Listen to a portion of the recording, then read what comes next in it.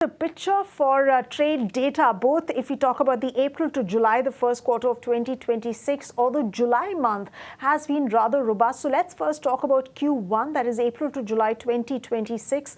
Well, exports, a growth of $236.28 billion was clocked. So basically, which means that exports were up over 13% on a YOY basis. Total merchandise exports reached $129.45 billion, and they were up 13% on a YOY basis. When we talk about the July picture, well, merchandise exports were up nearly 20%, 19.63% to be precise on a YOY basis. But overall exports, when we talk about that picture, which combines merchandise and services exports, they were up by over 13% on a YOY basis.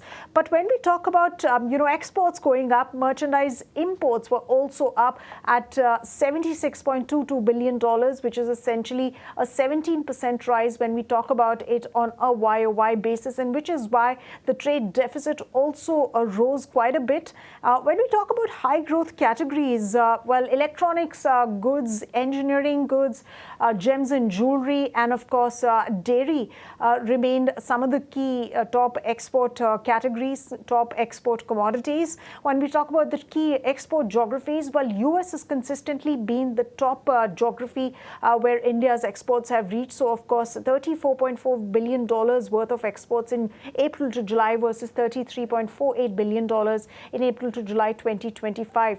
Again, UAE did well in terms of exports growth, Singapore as well. When talking about the West Asia picture, particularly for the month of July, well, exports were up over 8% on a YOY basis, and this is particularly important because the trade deficit with West Asia was at 56% for the month of March 2026 on a YOY basis. And now the situation is improving because new ports have started becoming operational and there is more cargo that's flowing through them, is what the Commerce Secretary said in a briefing. So of course, that's the whole picture as far as India's trade picture is concerned, both for Q1 and for the month of July.